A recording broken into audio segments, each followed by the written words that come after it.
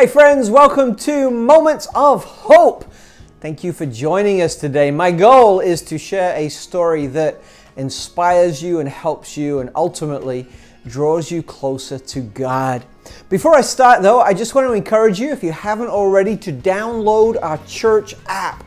It came out this week and you can get it in the Android marketplace and in the Apple store. Just download it to your phone. It'll help you stay connected with the church. You can watch previous messages there. You can watch Moments of Hope there. You can watch live services there. You can study scripture there, find out what's going on there, connect with people there, receive notifications there, give there. There's 100 things that you can do. So please today take a moment and download our app at Church Together in your app store. A few weeks ago I was coming home, and in my car I was listening, as I often do, to a podcast. There's several podcasts that I listen to on a regular basis. Some are dynamic and exciting. Some have moments of that, but have some dry spells as well. And I remember listening to a podcast that was getting particularly dry, and I'm just winding it down as I head home and thinking through life. On the way home on Winter Park Drive, I pull up at a red light, and all of a sudden, this boring podcast that's playing through my car stereo cuts out, and this beautiful, vibrant music comes in.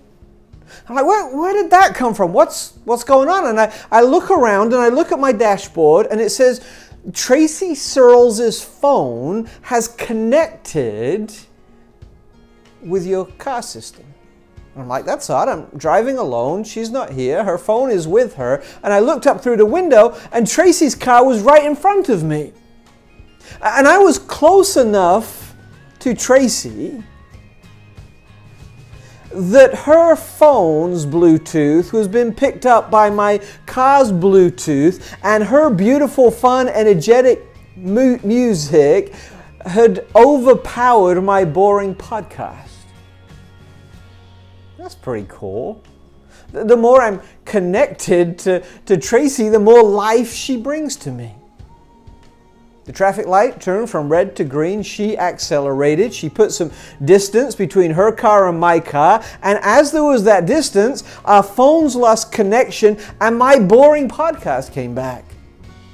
And so that caused me to accelerate so I could get closer to Tracy in the car in front so that her Bluetooth could connect with my Bluetooth and I could have the good music back. There was another traffic light. It turned red, so she stopped. I pulled up right behind her. The same thing happened.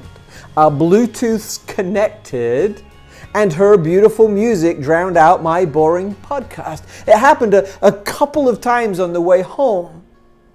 The principle is this: whenever there was distance between our cars and I was just left on my own, I had to listen to my boring podcast. But whenever there was closer proximity between us and we could connect, then this beautiful, energetic music filled my car and filled my life. The principle is simple. If we want to experience a connection that brings us joy, we have to be close to that which brings us joy. It's the same way in our relationships one to another. It's the same way in our family relationships, but it's also the same way in our relationship with God. It's so simple. I'm embarrassed to say it, but it's so simple and so many of us miss it. I need to say it. If you want to receive the fullness and the joy and the hope that comes from God, then we need to be close to God. If we want to receive His power and His presence and His influence in our life, we cannot receive that if we are far from Him. And so I encourage you today, as the scripture says, to draw near to God. Because the closer we come to God, the more we can receive from God. The closer we are the stronger the connection.